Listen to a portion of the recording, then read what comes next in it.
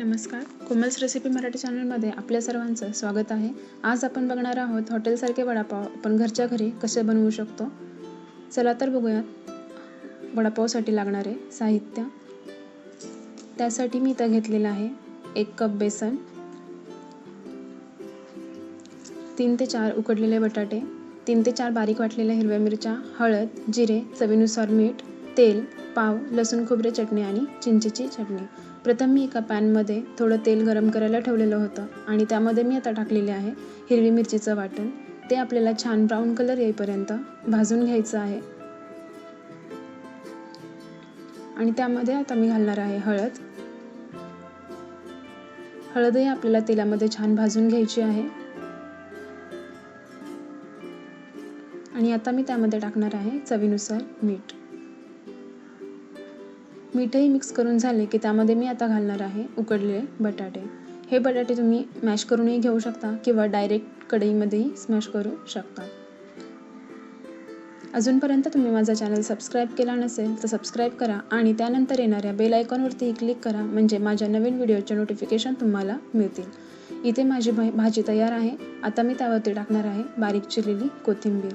आता मी कोथिंबीरही मिक्स करून घेणार आहे। इथे आपलं वडापावसाठी लागणारं स्टफिंग तयार आहे। आपलं स्टफिंग थंड होतंय तोपर्यंत मी इथं बॅटर बनवून घेणार आहे। त्यासाठी मी इथं 1 कप बेसन घेतलेलं आहे आणि त्यामध्ये मी थोडी हळद घातलेली आहे।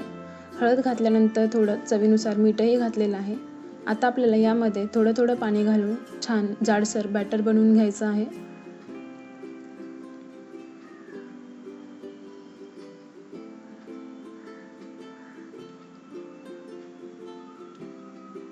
जर तुम्ही मला इंस्टाग्रामला फॉलो केलं नसेल तर इंस्टाग्रामलाही फॉलो करू शकता। मी त्याची लिंक खाली डिस्क्रिप्शन बॉक्समध्ये देईल।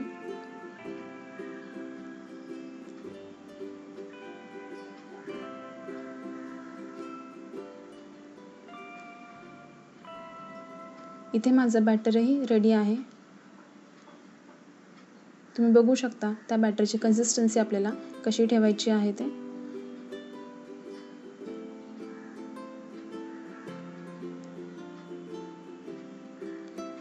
आता मी त्या स्टफिंगचे छोटे छोटे वडे बनवून घेणार आहे।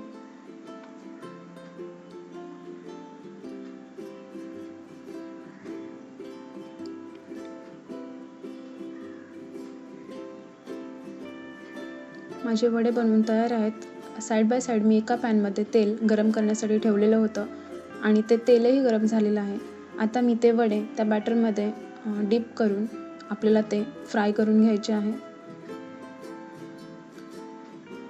शक्यतो वडे सोडताना चमच्याच्या साहाय्याने सोडावे, म्हणजे भाजण्याची शक्यता कमी असते।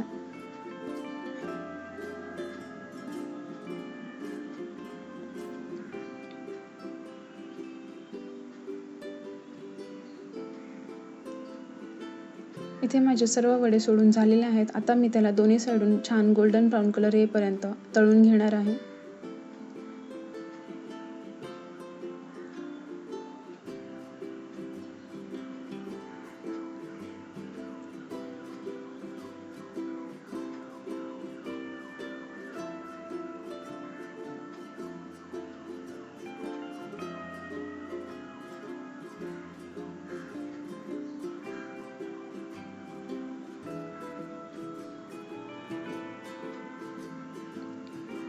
इथे वडे दोन्ही साइडून छान भाजलेले आहेत। आता मी त्याला साइडला काढून घेणार आहे।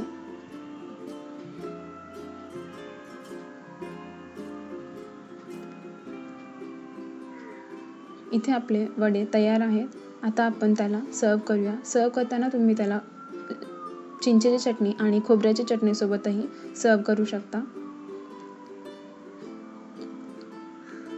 जर तुम्हाला माझी रेसिपी आवडली असेल तर नक्की लाईक करा आणि व्हिडिओ खाली असलेल्या कमेंट बॉक्समध्ये कमेंट करून कळवा की तुम्हाला माझी रेसिपी कशी वाटली।